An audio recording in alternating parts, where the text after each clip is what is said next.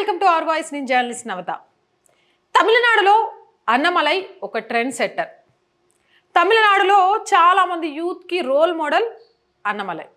తమిళనాడు రాజకీయాలకు ద్రవిడ నినాదానికి చాలా వరకు స్వస్తి చెప్పి ఈరోజు దేశ ముఖ్యం అనేగా మార్చడంలో ప్రముఖ స్థానాన్ని పొందిన వ్యక్తి అన్నమలై. నిజంగా చెప్పాలి అంటే అన్నమలై బీజేపీ రాష్ట్ర అధ్యక్షుడు అయిన తర్వాత చాలా చాలా చాలా మార్పులు సంభవించాయి. అది ఎక్కడి వరకు అంటే ఇప్పుడు అన్నా డిఎంకే వెనకపడిపోయి డిఎంకే ప్రధాన ప్రతిపక్షం ఏదైనా ఉంది అంటే అది బీజేపీనే.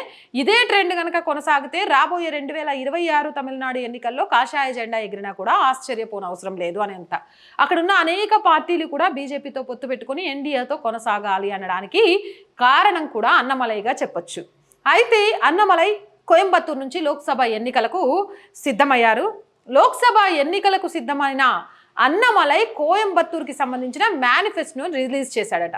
ఆ మేనిఫెస్టో ఎలా ఉంది అని అంటే దాని గురించి తెలుసుకోవడానికంటే ముందు కోయంబత్తూరు ప్రజలతో అన్నమలై ఎలా మమేకం అవుతున్నాడో తెలుసుకోవాల్సిన అవసరం ఉంది. ఒక రాజకీయ నాయకుడికి ప్రజల మధ్యలో ఉండాలి, ప్రజల నుంచి పుట్టాలి, ప్రజల మంచి చెడు తెలిసి ఉండాలి. అప్పుడే ఖచ్చితంగా ఆ నాయకుడు ప్రజల నాయకుడు కాగలుగుతాడు.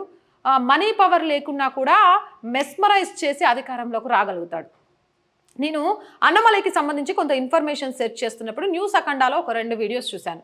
ఆ 2 వీడియోస్ని కూడా ఈరోజు మీ ముందుంచుతూ అన్నమలై ఎన్నికల మేనిఫెస్టోలో ఒక చదువుకున్న విద్యావంతుడైన ప్రజల శ్రేయస్సు కోరే నాయకుడి మేనిఫెస్టో ఎలా ఉండబోతుంది, అందుకేనా అన్నమలై తమిళనాడు రాజకీయాలలో ఒక ప్రభంజనంగా మారాడు, ఇలాంటి మేనిఫెస్టోల గురించి ఆలోచించడం బట్టేనా అనే విషయాన్ని మీ ముందు ఉంచుతాను. ముందు వీడియో చూడండి. ఇది ఎన్నికల ప్రచారానికి వెళ్ళిన అన్నమలై చాలా సాదాసీదాగా ప్రేమాభిమానాలతో ప్రజల మనస్సును గెలుచుకుంటున్న తమిళ సింగం. ఇది న్యూస్ అఖండాలోని వీడియో మనం వాడుతున్నాం. ఒక సాధారణ కార్యకర్త, అక్కడున్న జనాలు, కోయంబత్తూరుకి సంబంధించి ఎవరైతే ప్రజలు ఉంటారో వాళ్ళ ఇండ్లలో మమేకం అయిపోతూ కూర్చొని భోజనం చేస్తుంది. ఇది ఏముంది గొప్ప, మనోళ్ళు కూడా పోతున్నారు, మస్తు మంది చాలామంది కార్యకర్తల ఇండ్లలో భోజనం చేస్తున్నారు, ఉంటున్నారు. దాంట్లో గొప్పగా చూపించాల్సిన అంశం ఏంది అనేది కూడా కింద కామెంట్ సెక్షన్లలో చాలామంది పెడుతుంటారు. వాళ్ళకు కూడా చెప్తున్నాను, మరి ఎవరిది కూడా ఎందుకు అన్నమలై లాగా ట్రెండ్ కాలేదు అని అంటే ఇక్కడ చాలా క్లియర్గా ఇంకొక అంశం చూపిస్తాం మీకు. మాస్ లీడర్ అన్నమలై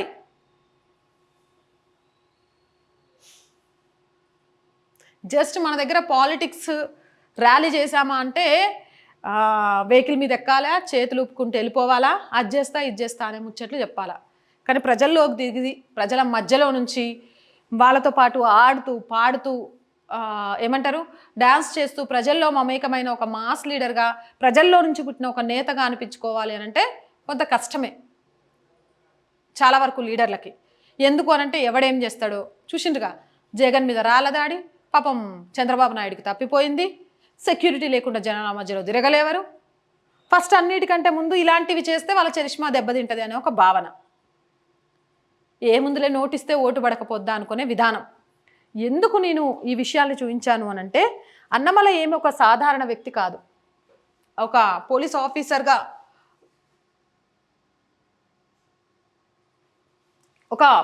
ఆఫీసర్గా తనని తాను ప్రూవ్ చేసుకొని రియల్ సింగం అనిపించుకున్న తర్వాత ఆ ఉద్యోగానికి రాజీనామా చేసి అవినీతి మచ్చలేని ఒక అధికారిగా రాజకీయాల్లో ప్రవేశించి బీజేపీ కండువా కప్పుకొని తమిళనాడులో అసలు రాజకీయం అంటే తెలియకుండా ఒక అధికారి హోదా నుంచి వచ్చిన ఒక వ్యక్తి ఒక తమిళనాట రాజకీయాల్లోనే ఒక ప్రభంజనం సృష్టించగలిగాడు అంటే కారణం ఇదే. ఇక్కడ నేను భోజనం చేసే ప్లేస్ ఎలా ఉంది, నేను దిగి ప్రజలతో డాన్స్ చేస్తే చూసేవాళ్ళు ఏమనుకుంటారు, ఎలా ట్రోల్ చేస్తే ఎవడేమనుకుంటే నాకేంది భయ్, జనం నా గురించి ఏమనుకుంటున్నారు అనేదే నాకు ముఖ్యం అనుకుని ఎప్పుడైతే నాయకుడు ఆలోచిస్తాడో ఈరోజు అక్కడ కోయంబత్తూరులో అన్నమలైకి గెలవడానికి పెద్ద పైసలు అవసరం లేదు. ప్రత్యర్థి పార్టీలు ఎన్ని పైసలు పెట్టినా కూడా కోయంబత్తూరులో భారీ మెజారిటీతో అన్నమలై గెలవబోతున్నాడు అంటూ ప్రతి సర్వే చెప్తోంది. కారణం ఏంటి? అన్నమలై బ్యాంక్ బ్యాలెన్స్ల దగ్గర నుంచి ఆయన దగ్గర ఉన్న పైసలతో సహా పూర్తిగా కూడా ప్రజల ముందు పెట్టేశాడు. డిఎంకే ఫైల్స్ రూపంలో డిఎంకే దగ్గర ఎన్ని ఆస్తులు ఉన్నాయనేది కూడా పెట్టేశాడు. కానీ ఈరోజు ప్రజలు ఎందుకు నీరాజనం పలుకుతున్నారు? పైసలుంటేనే రాజకీయాల్లో నెగ్గగలం గెలవగలం అనుకునే వాళ్ళకు అది తప్పు అని నిరూపించడంలో అన్నమలై లాంటి లీడర్లు ముందుకు వస్తుంటే నిజమే, ప్రజల మనసు తెలుసుకుంటే ప్రతి చోట పైసా పని చేయదు అనే విషయం చాలా క్లియర్గా అర్థమవుతుంది. బీజేపీలోనే సాధ్యమైద్దనేమో ఒక ఛాయ్ వాళ్ళని తీసుకొచ్చి ప్రధానమంత్రిని చేయడం, అలాగే పైసలు ఖర్చు లేకుండానే ఎన్నికల బరిలో నిలవడం కొన్ని ఆశ్చర్యాన్ని కలిగిస్తాయి. ఆశ్చర్యకరమైన దేశాన్ని రాష్ట్రాలను మలుపు తిప్పే రాజకీయ నాయకులంతా కూడా బీజేపీ నుంచే వస్తున్నారు. అది వాస్తవం కాబట్టి చెప్తున్నా. మిగిలిన పార్టీలో అలా వచ్చినా కూడా చెప్తా. ఆర్ఎస్ ప్రవీణ్ కుమార్ సార్ గురించి కూడా చెప్దాం అనుకున్నా, బట్ బీఆర్ఎస్లో కలిసి ఆయన చరిష్మాను ఆయన తగ్గించుకున్నాడు. ఎవరు చేయలేని పనిని అన్నమలై చేసి చూపించారు. తాను కోయంబత్తూరులో ఎంపీగా గెలిస్తే కోయంబత్తూరుకు తాను ఏం చేస్తాను అనే విషయాలపై తమిళసింగం అన్నమలై ఒక మేనిఫెస్టోని రిలీజ్ చేశారు. కోయంబత్తూరులో అన్నమలై గెలిస్తే చేసే పనుల వివరాలు ఇవి ఖచ్చితంగా మేనిఫెస్టో ఏ లీడర్ది చదవండి, అన్నమలైది చదవడానికి రీజన్ ఏంటి అనంటే ఈ మేనిఫెస్టో చూస్తే ప్రతి రాజకీయ నాయకుడు నిజంగా ఏం అవసరం అనేది తెలుసుకుంటాడు. కోయంబత్తూరులో నేషనల్ ఇన్వెస్టిగేషన్ ఏజెన్సీ యూనిట్ ఏర్పాటు చేస్తాం. ఎన్ఐఏ మన రాష్ట్రాల్లో సిబిఐని ఎంటర్ చేయాలంటేనే నాయకులు గడగడ వణికిపోతారు. అమ్మో సిబిఐ వచ్చి తీగలాగితే డొంకెక్కడ కదిలి ఇందులో మేము కూడా ఏడ ఇరుక్కుంటామో అని.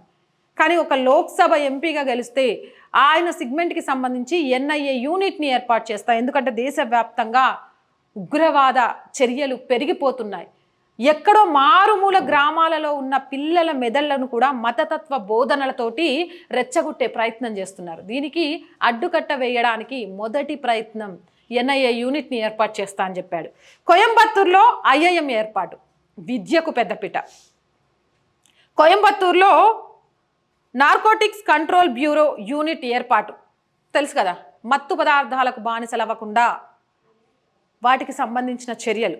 కోయంబత్తూరు విమానాశ్రయాన్ని అంతర్జాతీయ విమానాశ్రయంగా అభివృద్ధి. ఎక్కడైతే అభివృద్ధికి పెద్దపీట వేస్తామో, ఎక్కడైతే ఇన్కమ్ సోర్స్ని పెంచుకుంటామో ఆటోమేటిక్గా ఆ సిగ్మెంట్ దానికి అదే డెవలప్ అయిపోయింది. అందుబాటులోకి మొబైల్ ఫుడ్ వ్యాన్లు, కౌశికా నది సమస్యలను తీర్చడం. ఇక్కడ ఎక్కడ ఉచితం లేదు, ఇక్కడెక్కడ ఆశలు లేవు, ఇక్కడెక్కడ ఆర్భాటాలు లేని ఒక మేనిఫెస్ట్. ప్రజలకు ఏం కావాలి? మత్తు పదార్థాలతో యువతను ముంచాలి అనుకునే వాళ్ళకు చెక్ పెట్టాలి. విద్యార్థులను రేపటి భావి భారత పౌరులుగా మార్చాలి తప్ప ఏమంటారు మత విద్వేషాలతో రెచ్చగొట్టే, మతతత్వాలను బోధించే ఒక వ్యవస్థ నుంచి కాపాడాలి. ఆ వ్యవస్థ నుంచి కాపాడడానికి ఒక యూనిట్ని ఏర్పాటు చేయాలి. ఐఐఎం లాంటి విద్యా సంస్థలను తీసుకురావాలి.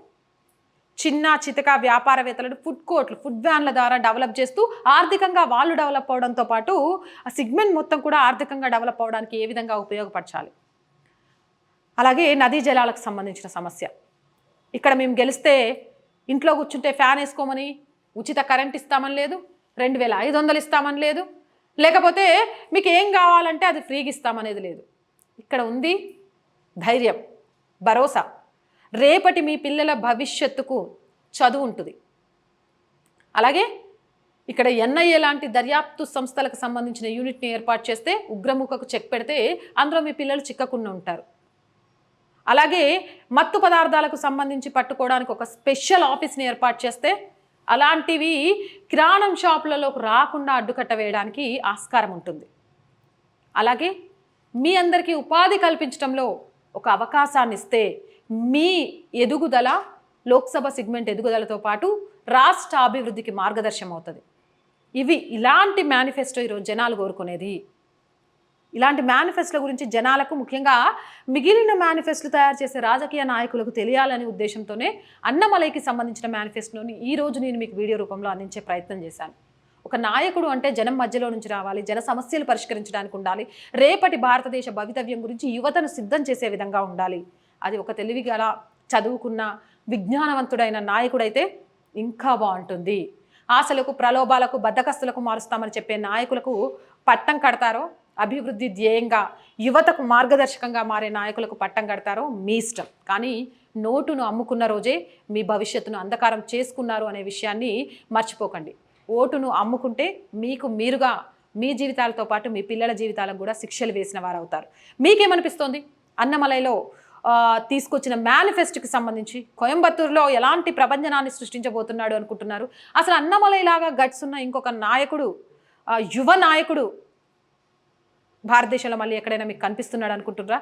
ఎంతమంది అన్నమలైన ఆదర్శంగా తీసుకుంటున్నారు? కామెంట్ సెక్షన్లో తెలియజేయండి. మోర్ వీడియోస్ కోసం మన ఛానల్ వెంటనే సబ్స్క్రైబ్ చేయండి. వీడియో నచ్చిందా? లైక్ చేయండి, షేర్ చేయండి.